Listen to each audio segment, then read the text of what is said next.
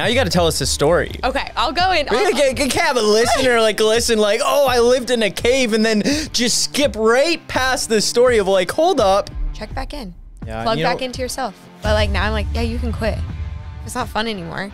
Quit and do something different. Hey guys, welcome back to another episode of the Cody Cottle Show. Today I have a very special guest. We're going to teach you how to disconnect to reconnect. My guest is the founder and the owner of Rise Wellness. She also owns a coffee company, does some crazy things. Welcome to the show, Lauren Donahue. How you doing? Thank you so much for having me. I'm feeling good, doing good today. Oh, I love the background noise. Let's go. Rise up. You're the first one to get the round of applause. Our team's stepping it up. Shout out to our just editing team behind the scenes, just doing a phenomenal job. That's going to really help. I love that. Yeah. At any time, we're just like, they'll just kick up the audience for us and woo! Yeah, but welcome to the studio. Welcome to the podcast. Thank you. It's great to be here and it's great to be in person. So thank you for having me in person. Yeah, it's crazy. Like getting back from COVID, we were just talking about before in the studio that she hasn't done an in-person podcast since pre-COVID days. Exactly. And this is how I prefer. I'm a very in-person kind of gal. Yeah. So when you said this was in person, I was very stoked. Well, we feed off each other's energy. And I was telling her I had a condition that I was going to do this for fun, for passion, not for money. And it had to be in person. So excited to have you here. Well, I want to break the ice. We're going to do something different and fun on the show for all the listeners. It's going to be awesome. We're getting spicy. We're switching it up. So what today is we're going to do a would you rather to get Lauren a little uncomfortable. Because I know you a little bit and I've gotten to know what you do. Would you rather do breath work or would you rather do like a coloring artistic workshop? Breath work, 150%. I do not have that artistic coloring thing. I just did a retreat where I had coloring books for other people. It was great. And I was doing breath work. So definitely breath work. Let's go. I love breath work. The other day, because I used to be really creative and draw as a kid, I was super artistic. And I've gotten away from that. And I began to say, why am I not tuning into that? So I pulled out, I have like an art kit and like I loved oil pastels and all that. And I was being creative. And when I got done, I was like, yeah, I don't know. I think we lost it. Because I used to be really good.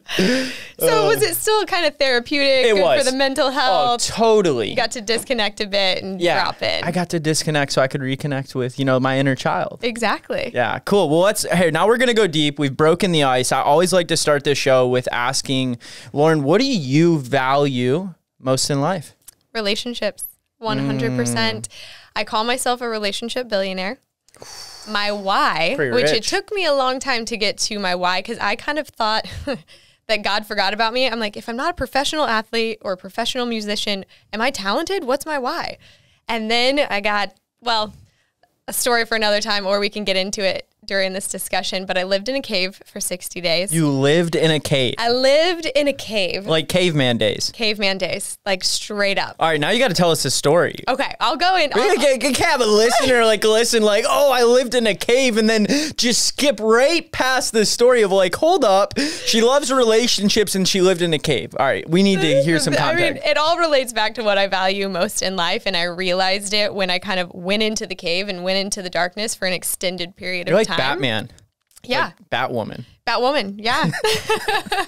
So in 2014, so gosh, almost a decade ago, I ended up on a show where it was called Opposite Worlds, and I was living in a cave with a few other people, and the rest of the group was living in the future.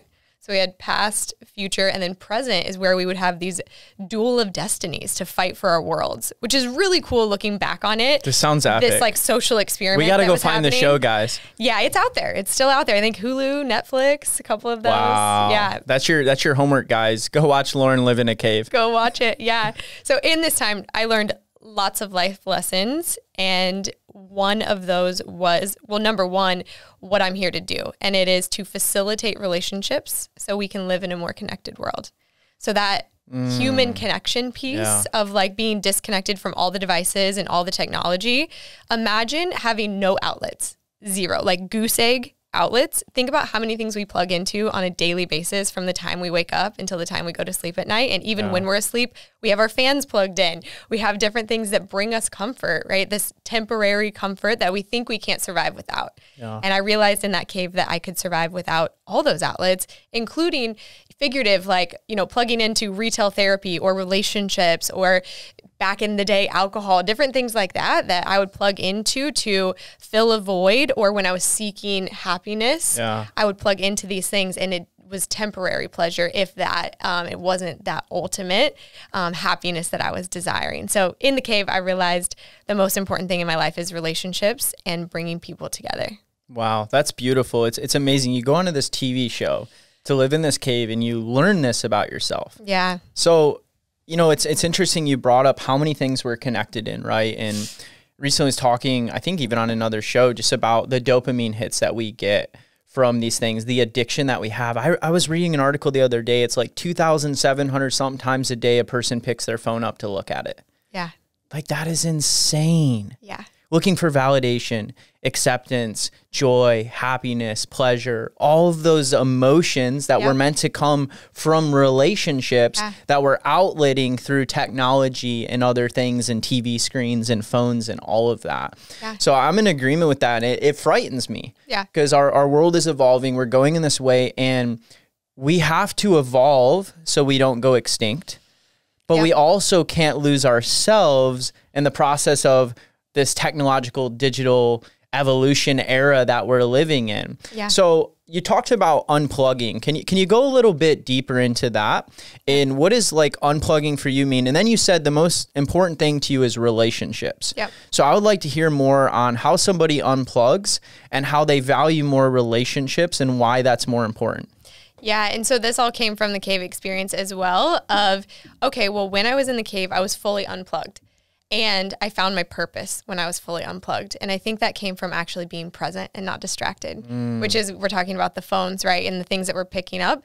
It's really a lot of distractions unless we're intentionally picking up our phone to connect with somebody for a purpose, or to share about our business, or to help other people with their business, right? So it's all about the intention. And I realized when I got out of the cave that I wanted to help other people unplug on a daily basis so they could actually fill up their cup, fill themselves up with love, joy, abundance, because whatever we fill up with, we're pouring that out onto others. So if the first thing we do in the morning is we grab the device and we plug into the world, whatever the text is, whatever the email is, the phone call, the things we forgot to do, that is going to create a lot of anxiousness within our body and our mind, and we're going to react instead of respond with love. And that's going to hurt relationships, right? Because you're messaging me, you don't know what I'm going through and all the things on my plate. Yeah. And so I'm like, doesn't he know? Like, why is he texting me this or asking for this? Versus if I first go to my Bible, go to breath work, drink some water, nourish my body, then I'm going to see the message and I'm going to respond with love and say, thank you for your flexibility. Thank you for your patience. Thank you for that reminder. And it's going to be such a different energy that I bring to the same text message. Wow. Because I'm not reacting, I'm responding with love. This is so good, guys. So that's going to help my relationships, deepen those relationships. Yeah. You know, there's a couple of things that you said that I just thought were gold, right? And you talked about how we're so distracted. Yeah. And it was interesting. I was thinking about that. I'm like, you know, I think about a lot of things through biblical too. And I'm like, you know, Satan in today's world, one of the number one ways he's getting to us is distracting us from being present in the lives that God has given us. Yeah. And I was just thinking about that. I'm like, wow, how many of us, and I'm guilty, wake up in the morning and grab our phone. Right. And the first thing that we see, the social media notifications, the text message, the emails, immediately affect our mood, our emotions. We immediately sometimes go into a fight or flight from that. Yeah. And then you talked about reacting versus responding. Yeah. And I think that that's so powerful. And I had to learn that in my life. See, I grew up and what was modeled for me was reactiveness. Yeah. So, and I love my mom, but very sensitive and reactive. Dad's been in prison my whole life, raised in a household where everyone walks on eggshells, yells at everyone, screams at everyone.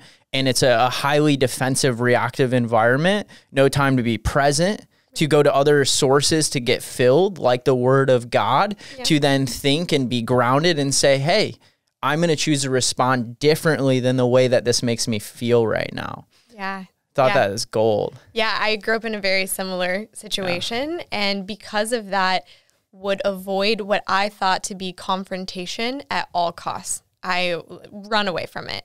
And what helped me with that is to switch the word from confrontation to carefrontation. And because I care so much, we're going to have a conversation right now. And that just changed my mood, my energy, everything around it, so I could run to it instead of run away from it. Wow. Because in my household, it was all confrontation, and it was all loud and chaos and scary and walking on eggshells and never knowing what version I was going to get when I would walk in the door. Yeah. And so now I come from this different place, and in that place and space of carefrontation, present, not being distracted, not looking at other things and focusing on other things, but really being there in the moment to work on that relationship. And what difference has that made in your life, in your relationships? Yeah, it's made a huge difference, because before I feel like I would lose really great people in my life because one little thing would happen and I was too afraid to have the carefrontation conversation. So I would avoid it until the person was just out of my life. I would ignore it for so long. So in fight or flight, you were flight. Oh yeah, big time. I'm going to avoid this at all costs, run. Yeah. See, I was the opposite. It's interesting, both similar environments. So I was a fighter. So for me, like, I was beat up so much in my life, emotionally, physically, spiritually, that all I knew how to do was like stand my ground and fight, to the point of ruining relationships with people that I really loved and cared about. Because in my home, if you weren't the loudest and you didn't stand your ground and you didn't scream and basically wear the other person down, then you lost. Interesting. So as an adult growing up as a young man, that started showing up in my relationships. And I had a mentor. I was about 20 years old, and I really looked up to this guy. He was probably 4 or 5 years older than me, wise beyond his years. And he just sat me down one day. He was trying to give me constructive criticism. I'm getting super defensive, reactive, not like letting this man sharpen me like iron sharpens iron. Yeah. And I wouldn't take constructive criticism from anybody. I knew everything. Yeah. And he basically told me, listen, you do not know how to take constructive criticism. You're always reactive to everything everyone says, and you're never going to grow in life. Wow. And I'm like, and who are you to, immediately reactive, defensive? Exactly. Like, who are you to tell me this and that? But I went home that night, and I remember looking at the man in the mirror, and I'm like, Brad's right. We are defensive. We are reactive. We don't know how to take constructive criticism. I'm never going to grow in life. Wow. And I had a really humility moment. Yeah. And I went back to them and I'm like, hey man, you're right. And I don't want to keep living like this. Wow. So what do I do? So it's powerful. It's really powerful to see what our protection mechanisms are. Yours was to fight. Mine was to tell jokes. Mine was to like soften be funny. things. Yeah, like be funny, tell a joke. And that turned into sarcasm. So I used to think like, oh yeah, my number one language is sarcasm.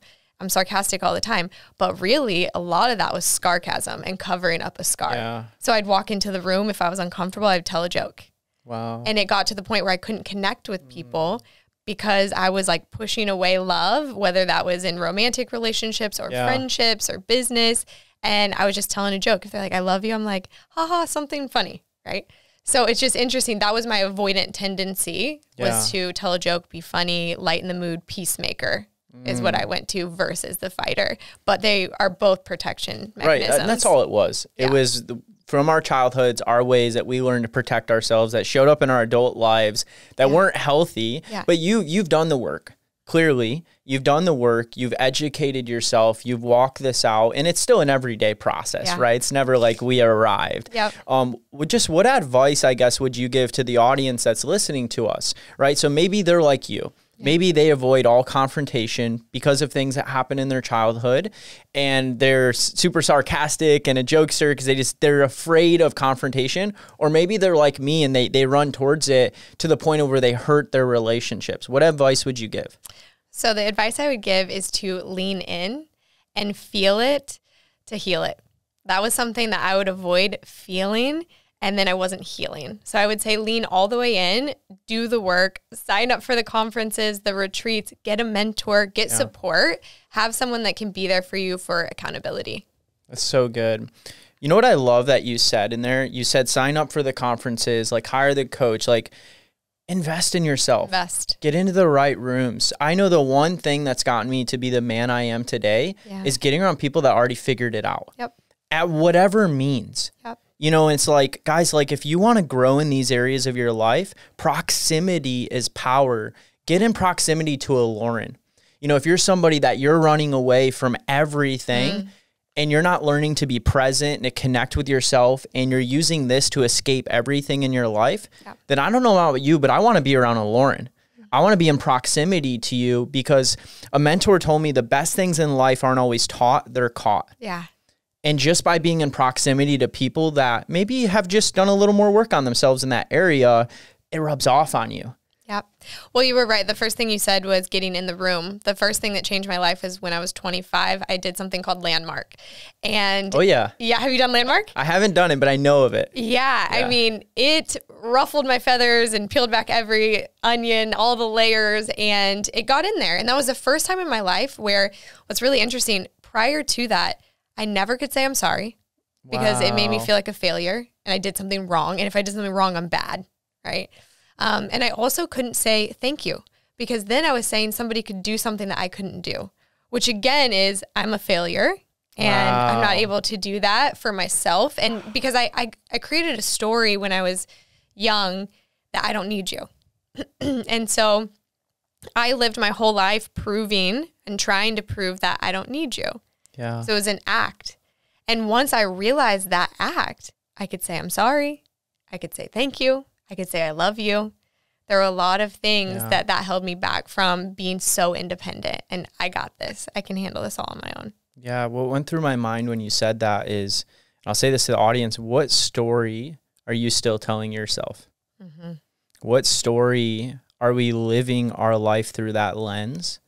That is controlling our actions, our thought life, the way we show up for others, the way we connect, the way we do relationships. Yeah. So I really just like, audience, take a moment to think about that. You know, like what is the story that we're playing in our mind, in our lives? You know, I know for me, there's a lot of stories I've played that were unhealthy. Yeah. And I had to like find ways to break free of that. So let's talk about that. Let's go there, right? Because you talk a lot about being present. Yeah. And so somebody's listening to this podcast. So like, all right, I resonate with what you guys are saying. Mm-hmm. I'm playing my life through this story that stems from my childhood. Yep. It's showing up in X, Y, and Z in my relationships, my workplace, all these things. What do I do now, Lauren? I think we go back to the unplugging. That's the only way that I've been able to be present in my day. And when I'm present in my day, I can be present in my life. Yeah. So every morning before I reach for the device, I plug in and I do these steps of unplugged, which I created after living in the cave. But the first thing I do is breath work. So universe, but I would like to spell it Y-O-U. It's checking in with you and your source energy and God. And so I check in, I do breath work, and then I nourish my body. I grab water. I drink that first, water before coffee every single day, and figure out other ways I need to nourish my mind, body, soul. This could be meditation. This could be getting in the word and reading. I always say read until the message hits. So that could be 1 page in or 10 pages in. I pray first thing in the morning. I try to learn something I'm reading from a book. Forgiveness, generosity. I think of one thing I can do that's generous for somebody that day. Yeah. And then I'm looking for that person. I'm looking for that person who I can be generous to. I know we are probably generous all throughout the day to people, but when you have the intention set that you're going to do something generous for somebody, they show up. God places them in your life for that purpose. And then movement. If I believe movement is medicine, I'm actually doing a mile a day challenge right now. I'm on day like 305 in a row of running 305 days of running a mile every day? Yeah. Wow. I did it once before for mental health. Yeah. In 2018, I went for 444 days in a row. But all of those things help me be more present in the day. When I fill up first, I'm going to pour that out onto others from that overflow. And it's an intention. So make little sticky notes, put them up around your place, be present, come back home to your body, check back in. And it's always when we start thinking about things in the future, things that happened in the past, where we are no longer present. And so what I'll do is I'll put my hand on my heart and belly and just do a big inhale, exhale. And then I'm here, I'm back, I'm present. I'm like, what's true is I'm sitting here with Cody. We're doing a podcast. Wait, walk me through this. Let's do one together. Yeah. So hand on heart, hand on belly, and just a big inhale all the way in. And then exhale, open mouth. Right? Just one time, and we're like here. Just shifted the whole podcast interview. Feet are on the ground. We're doing a podcast in person. Cody.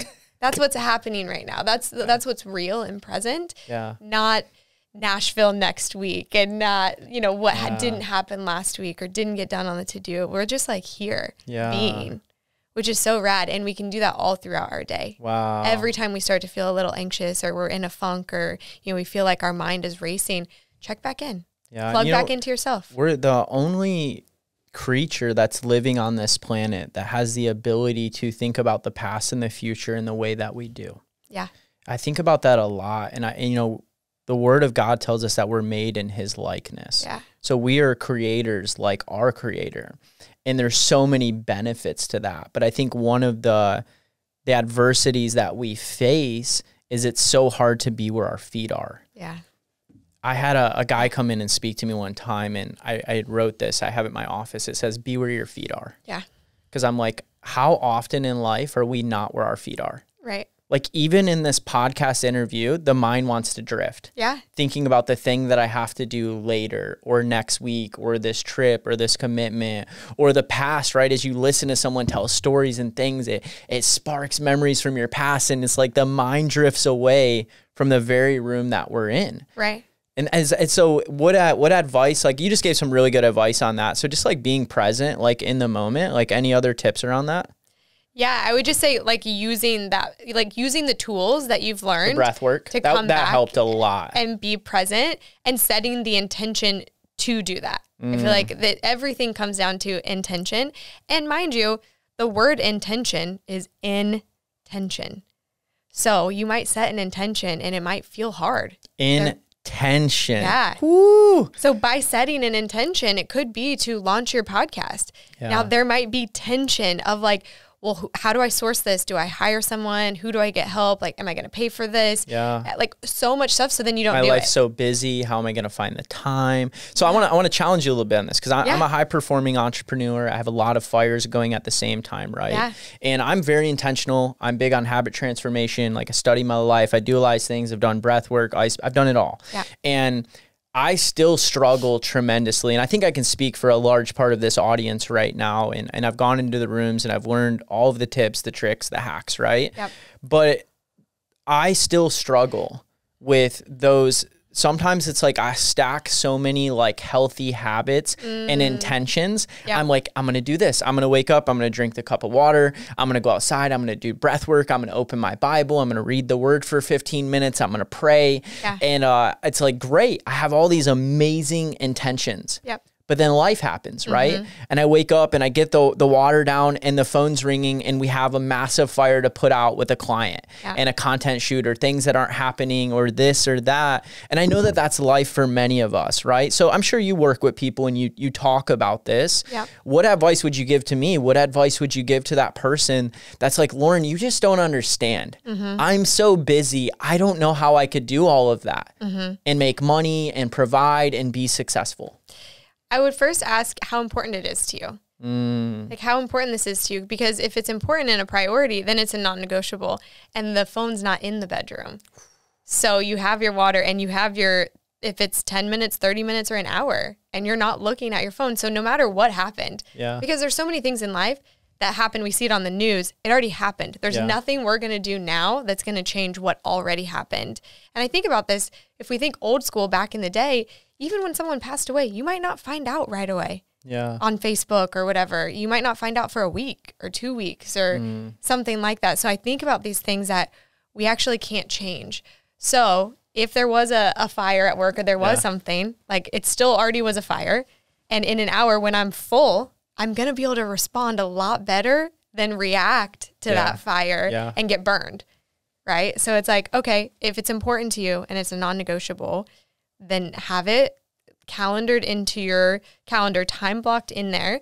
And then the way that I stay present and process all of that is, this is the thing. You're the most important person in my life right now. Yeah. That's what presence is. Wherever my feet are and whoever I'm with is the most important person in my life. This podcast is the most important thing in my life right now. And this is the only thing that I'm thinking about. Then after this is over, I'll look at my calendar. What's next? Oh, drive to this location and have this coffee. Right. That's the most important thing. So if we think about that all throughout our day, of wherever we are and whatever we're doing is the most important thing, and focus on one thing at a time. That's such good advice, guys. That's golden. I think about Ed Milet. One time he talked about, like, I don't have goals, I have reasons. Yeah. And I dig into that, because for me, it's like, man, I love that. Being present, this is the priority. This is my one thing. I'm going to be where my feet are. Yeah. But the reason I'm going to do that, right? Having a reason behind that. Yeah. And a heart posture, because for me, I have to back it up with a reason. Yep. If I don't, I won't stick to it. Right. So I think that's powerful. And I would encourage you guys, I know even I'm being inspired on this show, it's like one thing in my life that I have a habit of doing, and we could talk about this, is burnout. Yeah. So I have a really bad habit of enjoying, probably a little pride and ego attached to it, of being the hardest working guy in the room. Yeah. And being able to outwork most people and push and do more and more and more. And this was, I actually want to change that, because the way I worded that, I did have a problem with that. Okay. I'm not going to own that identity anymore. Yeah. And I will run hard and fast in the past, and I would burn myself out. Yep. And usually a few weeks of this like massive burnout, don't want to talk to anyone, don't want to do anything. Then I'll get back up and I'll do it over. What would you speak to somebody that's in that cycle of burnout? Yeah. So I've been in that cycle many times. And in 2018, when I said I started running a mile a day, it was a massive burnout. I actually had a pretty big panic attack on the 405, went to like 911. I was like in the ambulance, the whole thing. And for 4 months, I couldn't work out or drive my car. Like, that's how burnt out I was, adrenal fatigue, all of it. And so the mile, like one day I heard like, you got to move. And I didn't know if that was like move back to Kansas or like actually start running. So I started running, and I feel like that saved my life. The movement is medicine thing. So I think about that a lot, of how do I actually prevent the burnout in the first place? And I look at what was happening in my life, and I was not fulfilling my non-negotiables. I wasn't doing my unplugged morning. I was waking up and grabbing the device first. So I immediately was checking in with the world to see what the world needed from me, instead of checking in with myself to see what I could give to the world. And so when I got back to the unplugged mornings, I don't burn out when I have my unplugged morning every single morning, because I'm in the Word, I'm full, like I feel great, feel good, do good, all of that kind of stuff. So I really will check in with myself on the basics. I always think back to the basics. One of my workouts for next week is called Back to the Basics, because I'm like, did you get 8 hours of sleep? Did you drink a gallon of water? Did you read? Did you eat? Like, there's so many things that are so basic that we forget about. And that's when I burn out. Yeah. Is when I'm not eating, I'm not sleeping, I'm not taking care of myself and focusing on self-care. And so I really would say for people to avoid burnout, you can feel it coming. Yeah. You know it is. You know you're pushing. Even like recently, I've felt, okay, I've been here before. Yep. I know we're heading there. So I began to become very intentional about prioritizing Cody. Yep. And lightening my load, and not feeling like I have to say yes to everything or do everything, and more moving my body, more drinking water, more doing the things I love and enjoy, not because I need a result from them. Yeah. Power in the pause. I would say power in the pause is like, you know it's coming. You just said it. You're like, I felt it coming. So stop. Like, actually stop, halt, be still. I want to do something. No. So I want the audience, because we just talked about some good stuff. So we're into some I've never done on the show before. Okay. I want everyone on the show, for the next 30 seconds, it's going to be silent. I want you guys, don't do this if you're driving. Don't close your eyes if you're driving. Keep eyes open. But if you aren't driving, close your eyes. And I want you to do, for 30 seconds, just do a check-in on your own life. And we're going to do it too.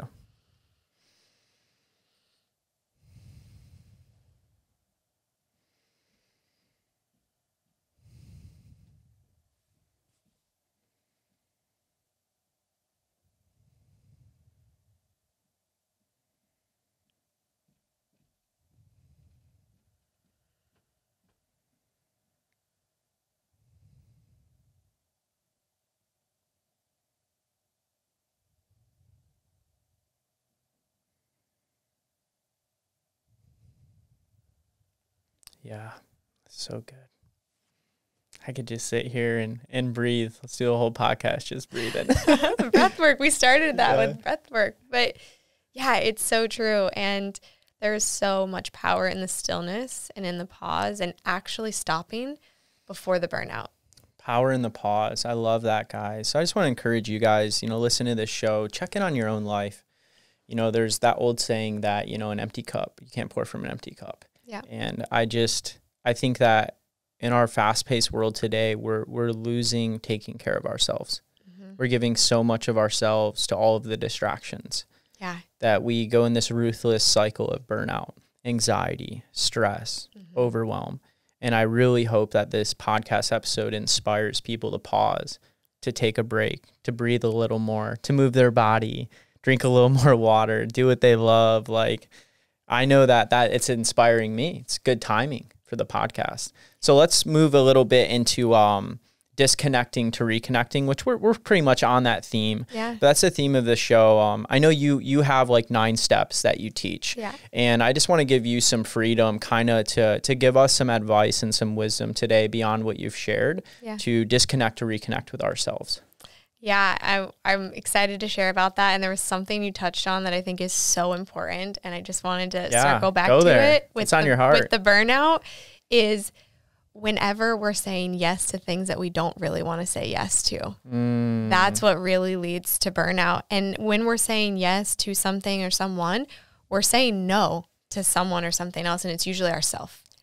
So we're usually putting everybody else above our needs. And that leads to burnout very quickly because you feel stuck. You might be in a conversation, and instead of being like, hey, has been a great conversation, I'm going to, carry on, you stay in the conversation longer than you want to, or you stay in the relationship longer than you want to, or you stay at the job longer than you want to. It's like an expiration date and you went past, so it's sour. So that feeling of that stuckness and not being able to do what you really want to do. So really, we said power in the pause, power in the no.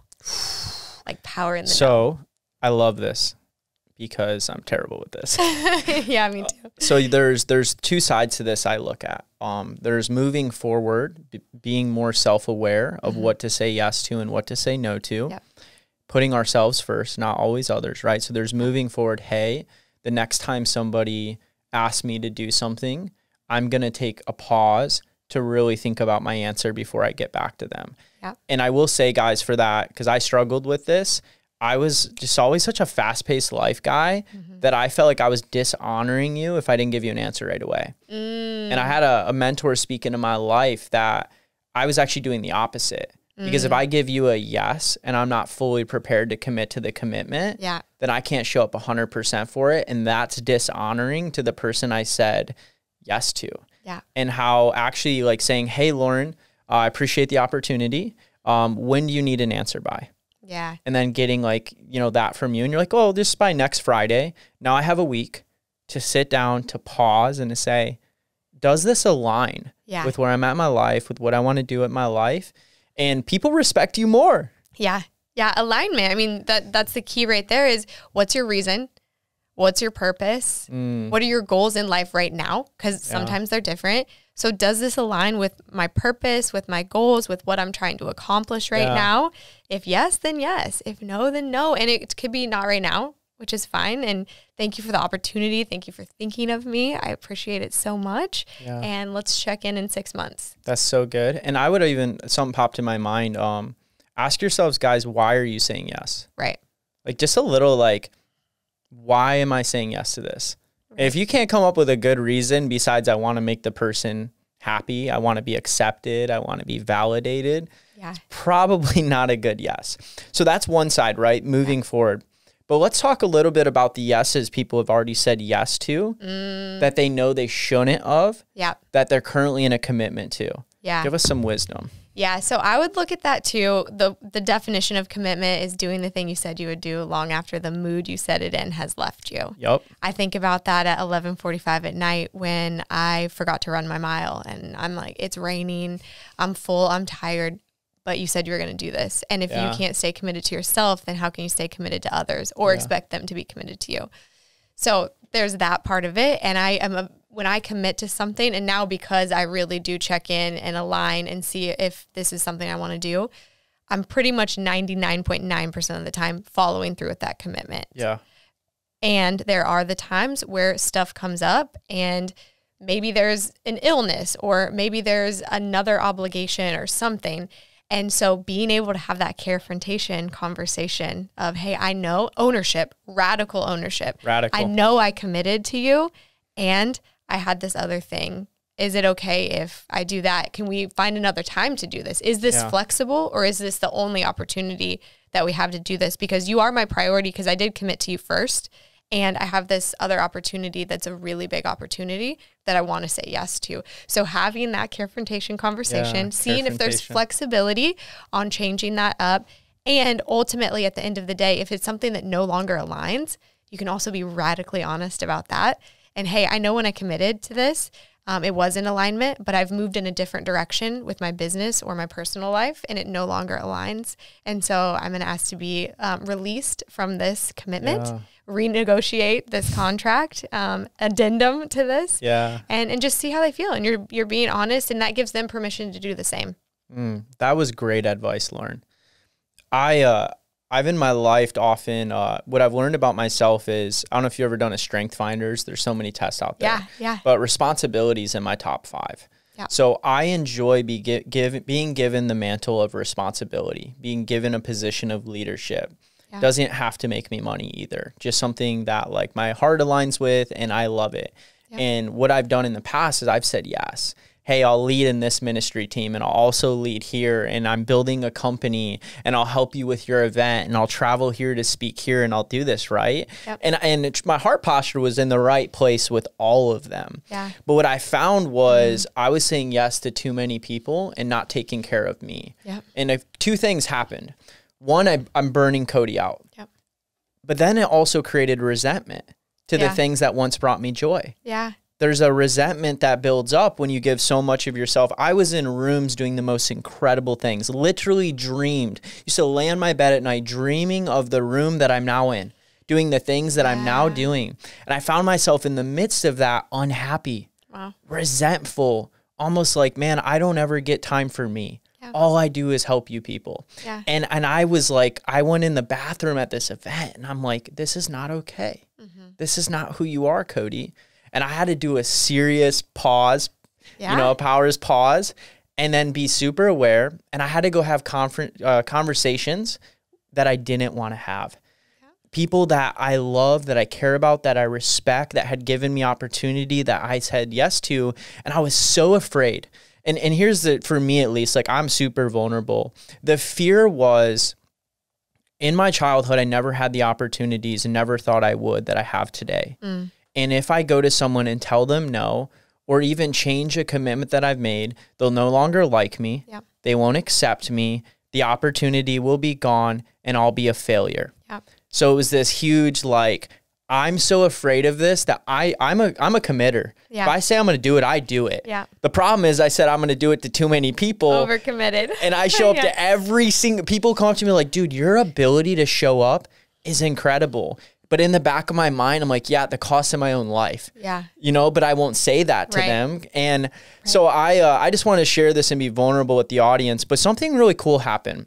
I found that when I had to pick the phone up and call someone that I respected a lot, that had made a commitment to go to an event in Florida, and it didn't align anymore with everything going on, I was so afraid. And I was almost in this posture of just like, I'm so sorry. Like, I'm not trying. And they're like, stop. Like, it's okay. It's okay. Like, and they literally told me like, hey, I'm so glad you're doing this. Like, I'm seeing a growth in you and a maturity in you. And they're like, I always have your back. Whether you can make this event or not, it's not going to hurt our relationship. And I had this moment of, wow, like people that really value me are never going to be upset by the no. Yeah. Huge breakthrough, grow up, maturity moment. Yeah. And if they are, that sucks. But maybe they really didn't have my best interest in mind. Yeah, I mean, that's a disconfirming experience right there, because we had a story of what was going to happen when we shared our truth and when we were honest. Yeah. But really, it allows us to see who we want to keep in our life. Us being honest, because that's really who we are.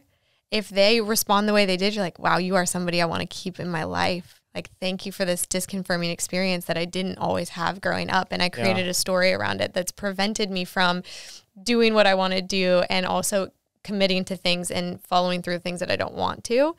And on the other side of that, if someone were to react in a different way, thank you for showing me who you are. Wow. And we can part ways. Yeah. And I just feel like even on the other side of that, being the person where maybe your friend calls you up, I just think like even us as human beings, we can be a little more aware. Yeah. And a little more giving grace to others. I know in my life, I've had to learn to do that because I used to so be like, we're going to do this. And if you let me down, you burn the bridge forever. Like that was a childhood like mindset I had. Yeah. And I had to learn to give grace. Like, hey, I'm not perfect. You're not perfect. If I really care about you and you come to me, you're Cody in that situation saying, hey man, I overcommitted. I'm going to give grace. Yep. No, there's obviously, if you keep saying you're going to do something and not doing it, you're hurting your credibility. Right. But there's also a moment of like, I'm going to respect you for having this conversation. Right. Yeah. The vulnerability of this happened one time versus like a repeated pattern where like, oh, kind of flaky, might not invite you to that next time. So yeah, just like the grace. I mean, we really want to give in life what we want to receive. Yeah. And so being able to do that. And I'm that way where anything, anytime, I'm like, no problem. We'll figure this out. We'll get somebody in there. You take care of yourself. That's so good. So what's some other tips you got up your sleeve? You've been pulling some gold out today. What's something else? You know, you've mentioned movement quite a bit. You know, you said running saved your life. You know, not everybody's big into fitness and stuff, but what advice would you give them about just moving their body every day? And why is that so important? Yeah, I would say movement is very different than exercise or working out. Yeah. And movement can be stretching. Movement can be breath work. Yeah. Just sitting and breathing. That can be movement because it's intentional movement. Yoga, Pilates, running, hiking, just getting in motion every single day. Right? So whether that's for 10 minutes, 15 minutes, 20 minutes, I think walking is really great, especially outside, getting outside in nature, letting the sun hit your face and not taking music and not taking an audible book and all that kind of stuff. And even leave your phone. Leave your phone. You know, I was actually talking to my girlfriend.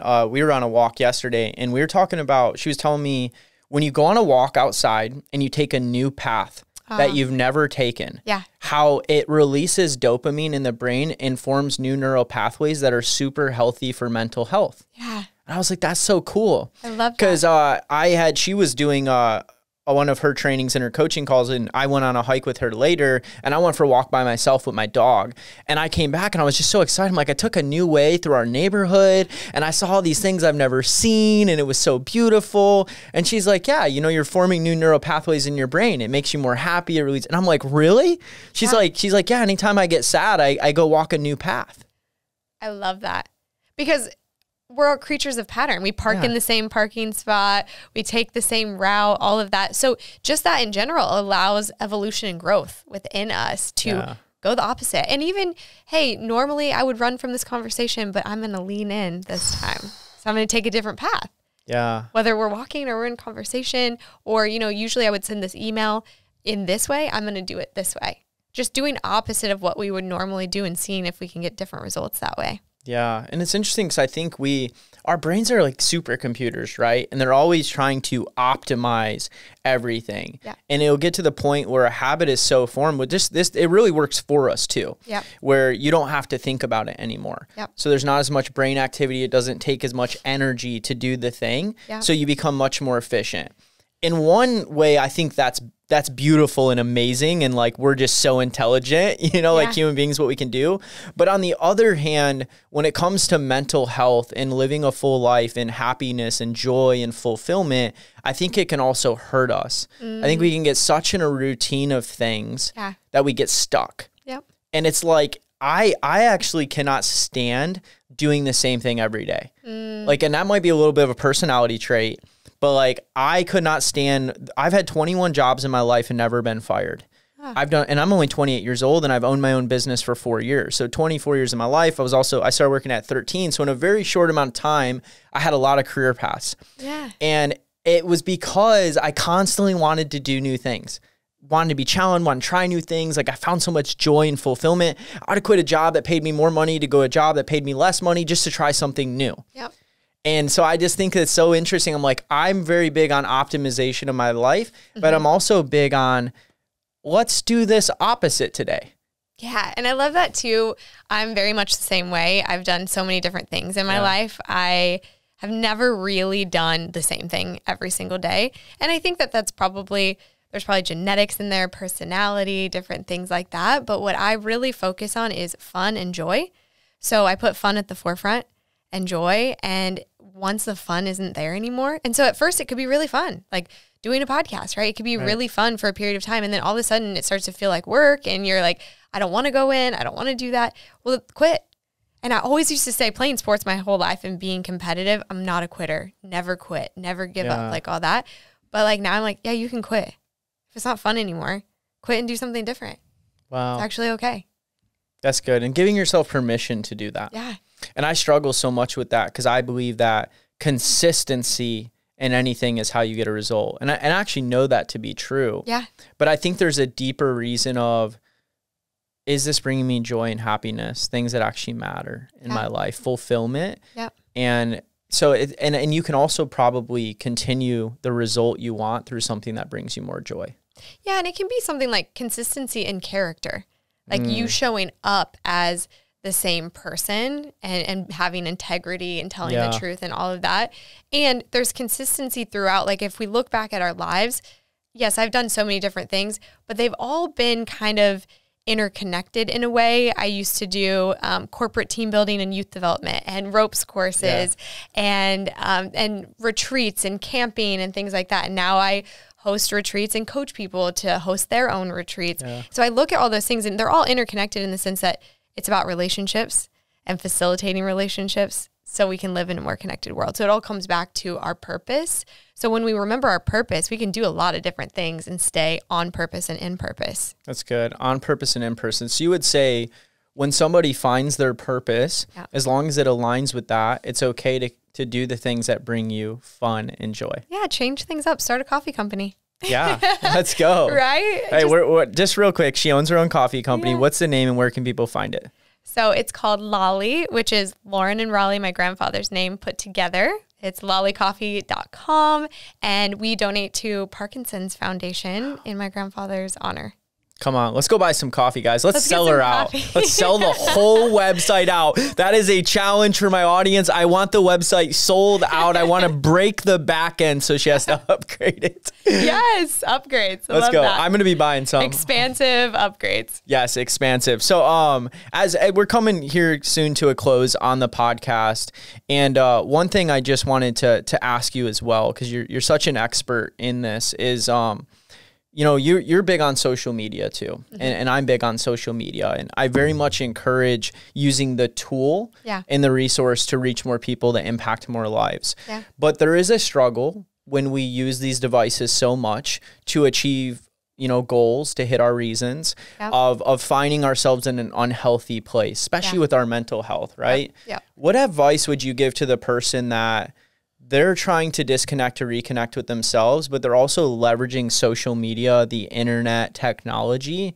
to maybe build their business or for their career, you know, for something that they're required to use it? Yeah. So I would go back to that word intention.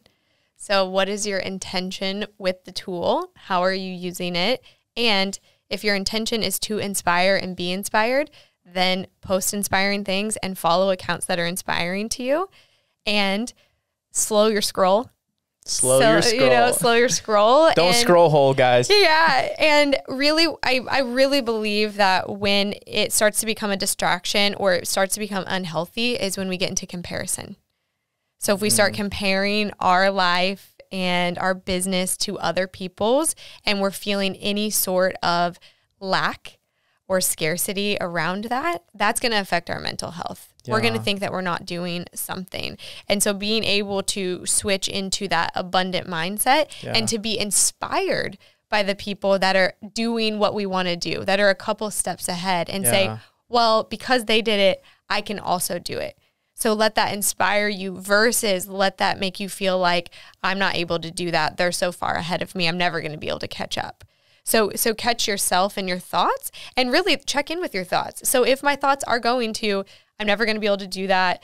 They're so far ahead of me. They're younger than me and they're doing that. If I go to that, I need to get off social media.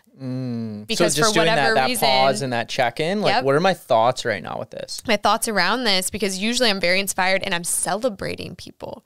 So if I'm not celebrating, if I'm not, oh my gosh, amazing, congrats on that launch, awesome. If I'm not celebrating them, then I need to check in. Did I get enough sleep? Did I drink enough water? Have I eaten enough today? Because my thoughts and my reaction is not what it normally would be knowing myself. And so if I've gotten caught in a comparison trap and it's stealing my joy, get off the app, close down the technology and go for a walk. That's really good advice. And one thing I'd just add, guys, is most people on social media are consumers. Yeah. So what you're doing is you probably don't even post a lot, many people. You just consume other people's content. Yeah. And if you are just going to be a consumer, you have to be really intentional about what content you're letting go into your mind. Like we had a habit transformation specialist come on the show a few shows ago. And one of the things he dug into is like the value of like the input of everything you put in your life. Yeah. And I think one of the biggest inputs we have, the study said 2,730 times we pick our phone up. So over 2,000 times a day, people are picking this up and something is being input into their brain. Yeah. And then that changes your thought life, changes your belief system, which then in turn creates an output of like your habits and your actions and your results and all of that. Yeah. So I would challenge the audience, what are you giving permission to go into your mind? And I love what you said about follow people that inspire you, that encourage you. I know for me, there was all the negativity on social media. I just had to get rid of it. Yep. So I just if you just posted things that weren't healthy for me, I just, I didn't say anything to you. I didn't hate on you. I didn't go comment, wasn't a keyboard warrior. I just gently unfollowed you. Yeah. I don't really want that going into my brain. Right. And I started to become really intentional about what was going into my mind. Yeah. So that's one thing I'd say is consumer. The other side is you're a creator. Yeah. And I'm so pro creator.